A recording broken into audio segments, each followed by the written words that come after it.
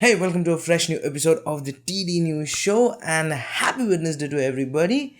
It's great to see you guys here. How are you doing? I hope that you are doing great. And now, let's talk about some news, shall we? And let's start the show with Intel. Thanks to the popular leaker Momomo on Twitter, now we have the first SI software entries made from an anonymous Adder Lake S system. The Adder Lake is supposed to be Intel's first desktop attempt at Big Little style of processor. Now, if you don't know what Big Little architecture or Big Little design is, well, it simply means that let's assume we have a 6 core CPU, and on that 6 core there are 4 cores which are much efficient one, and the other 2 are powerful one which will do the heavy lifting. And that's where you can make a efficient yet powerful CPU, and that is the way CPUs are made for our smartphones for a long time now. Intel is trying this with their Adder Lake CPU, and we also got some specs, and those are 16 cores and 32 threads running at base frequency of 1.8 GHz and a boost frequency of 4 GHz and 30 megabytes of L3 cache, and it's also supports DDR5 as per the leak. Now in the rumor spec you can see that the base frequency is way lower than what we usually see in the desktop chip. Well, it's simply the reason is because of the Big Little architecture, and like in smartphones it works fine, it works great to be honest, but let's see how it works out on desktop after Intel launched their Adder Lake CPUs. Now talking about Intel, recently they said that they are getting out of the SSD business. So if you don't know, Intel was in the SSD business with their Optane line of SSDs, and when they launched their first Optane SSDs, they said that it is the fastest gaming SSD in the market, and to be honest, it kind of was. The Optane 950p was really fast, but at the same time it was really expensive. So for that reason, that SSD was limited to the enthusiast community. Not a lot of average Joes bought the Optane SSDs, not a lot of them, but obviously there are exceptions. But the main point is right now they are getting out of the Optane SSD business, at least from the consumer desktop centric market.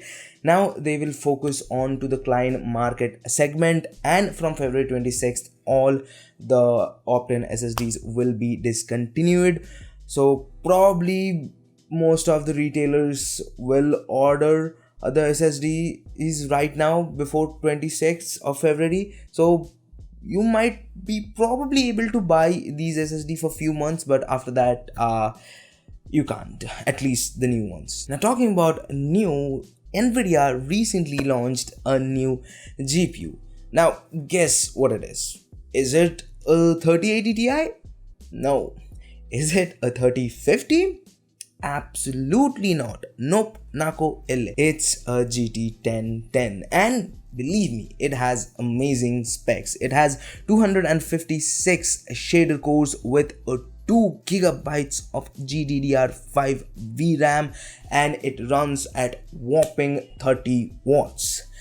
Well, all jokes aside, it's a replacement of GT 1030, or along the lines, it's just like the lower tier stack of the GPU lineup, and it's generally meant for HTPC builds or for those who just need a video out that. And yeah, it's gonna play a few games, minor games. Like if you are super tight in budget and you need a discrete GPU better than your integrated GPU, then this might be an option, although I never suggested anyone to buy a GT 1030, so I don't know why would I suggest anybody to buy a GT 1010. But to be honest, I kind of think it is a little bit funny. But what is not funny is the situation where CD Projekt is on. Like, they got sued again from their investors, and I don't know, man, what to say about this.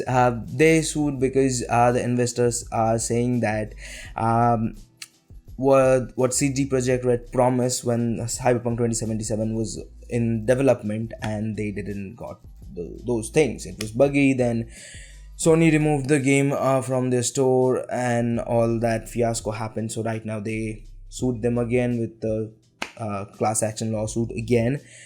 Now, I don't know what to say. Sometimes I really feel that like there are no humans in the corporate world. Like, let's be honest, it was a very ambitious project and the base of that game is still really good, but it's buggy. Okay, it's buggy, but at the same time it is pretty ambitious. The story, whatever I heard, like I haven't played it because of the reason it is too buggy.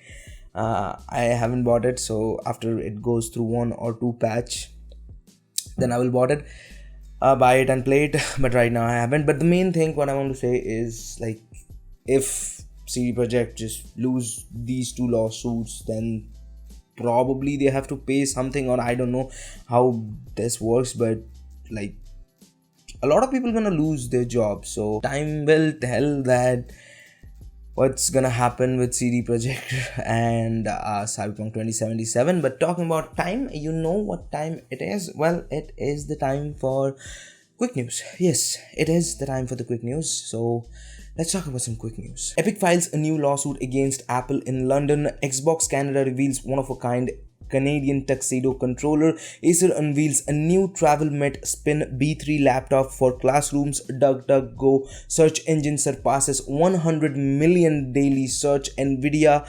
quietly lowers the requirements for G-Sync Ultimate monitors. Qualcomm announced boosted Snapdragon 875G mobile platform. Netflix grows to 200 million plus subscribers globally. Tesla is hiring people to handle complaints, tweets at Elon Musk. Now that was all for today's techie stuff, and if you want to know more about any of the stories, all the links are linked down in the description, so don't forget to check them out. Now let's talk about some of the stuff I like, starting with DC and Zack Snyder. So in a post or something, someone asked Zack Snyder that is it gonna be a miniseries? Then Zack Snyder said no, it's gonna be a one-shot 4-hour movie. That doesn't mean it's a one-take movie like 1917. It means that it's gonna be a 4-hour runtime of a movie. So I'm pretty much excited to see Justice League Snyder cut, because all the people who've seen it, like only the cast members and few other people, they said that it is miles better than what originally we got.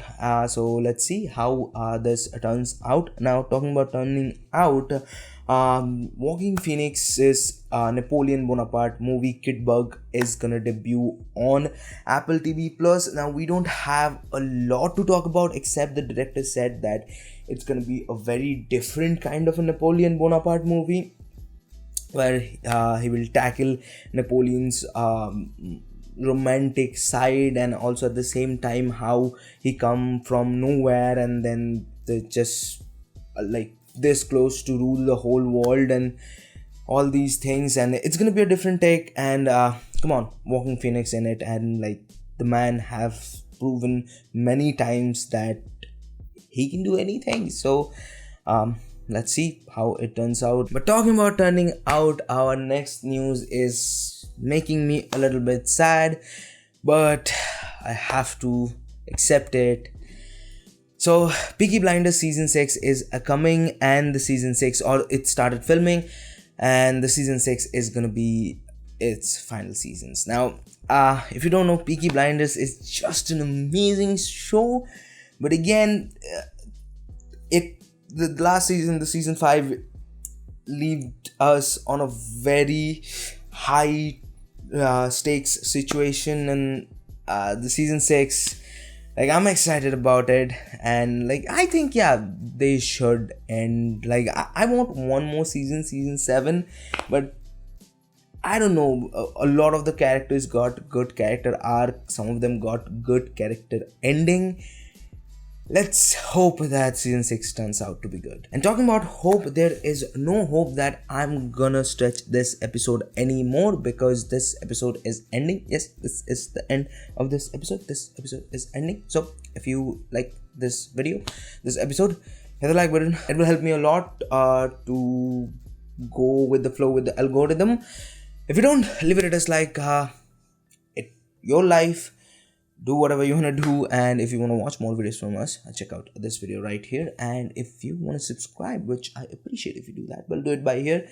And this is Akash, and I'll see you guys in the next one. Peace.